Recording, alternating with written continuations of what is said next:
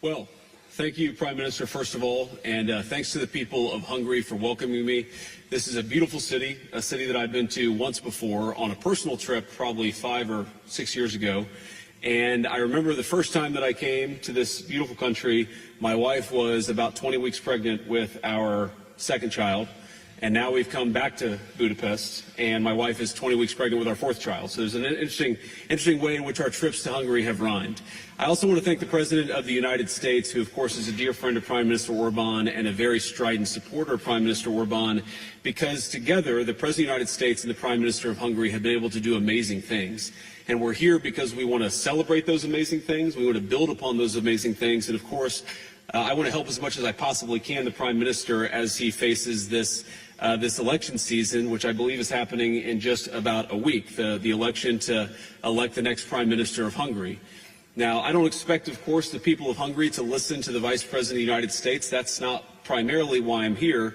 But I did want to send a signal to everybody, particularly the bureaucrats in Brussels who have done everything that they can to hold down the people of Hungary because they don't like the leader who has actually stood up for the people of Hungary. And I think it's important to say that. There are so many things that we could point to. There are so many economic pieces of cooperation, so much investment that's come into Hungary from the United States. I think Viktor Orban has been the single most profound leader in Europe on the question of energy security and independence.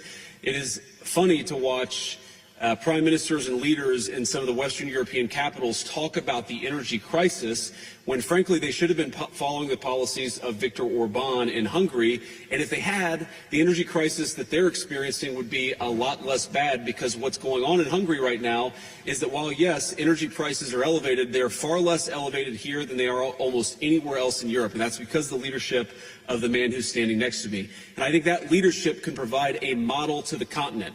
We want Europe to be successful. We want European families to be able to afford to heat their homes and to build great things. We want Europe to be energy independent and even energy dominant, but it's not going to be energy secure if it continues to follow the failed policies of the past. And so I think Viktor has been a great example in charting a course that could lead to a better, more prosperous, and more energy secure Europe. There's a lot of other cooperation in technology and artificial intelligence and manufacturing. There are so many ways in which the United States and Hungary have been great economic partners, and that partnership has really accelerated over the past couple of years under President Trump's leadership. But ladies and gentlemen, I'm not here primarily, Viktor, because of the economic cooperation between our countries.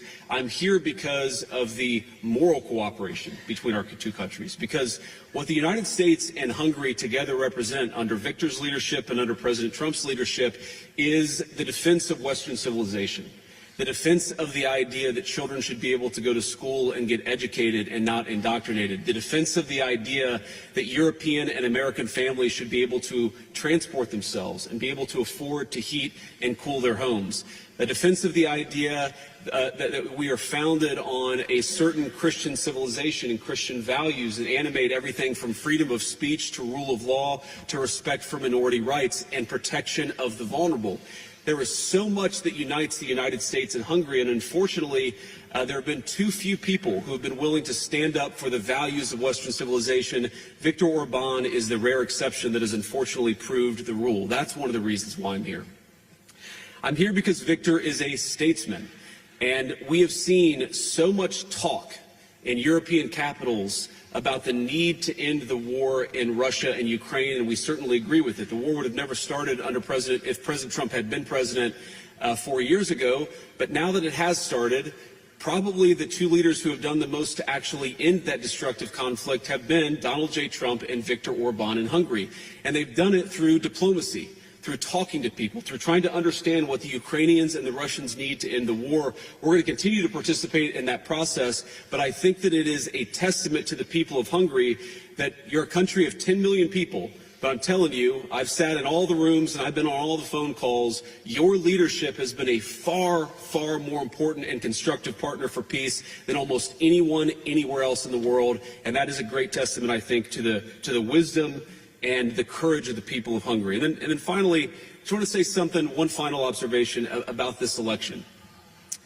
What has happened in this country, what has happened in the midst of this election campaign is one of the worst examples of foreign election interference that I've ever seen or ever even read about. The bureaucrats in Brussels have tried to destroy the economy of Hungary.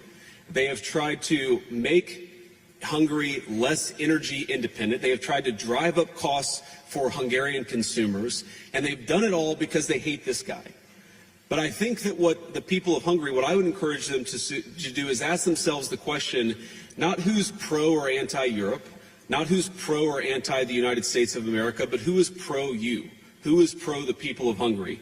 In my experience, I've seen a guy who has ferociously advocated for the interests of Hungary. I'm here to help him in this campaign cycle, and yet when I sat down with Viktor, we didn't talk about politics. We talked about Here are 5 things that we need, that the Hungarian people need from the United States in order to further our partnership and in order to achieve prosperity. That's the kind of leadership that is needed. And on everything from digital censorship, why are bureaucrats in Brussels telling social media companies what information they're giving to Hungarian voters? I think the voters of Hungary are adults. They are sovereign in their own country, and they should be able to look at whatever information they would like to about the election without somebody in a faraway capital treating them like children. Sovereignty, democracy are fundamentally about the people choosing. And part of the reason why we're here, and part of the reason why the President of the United States sent me here, is because that we think the amount of interference that's come from the bureaucracy in Brussels has been truly disgraceful.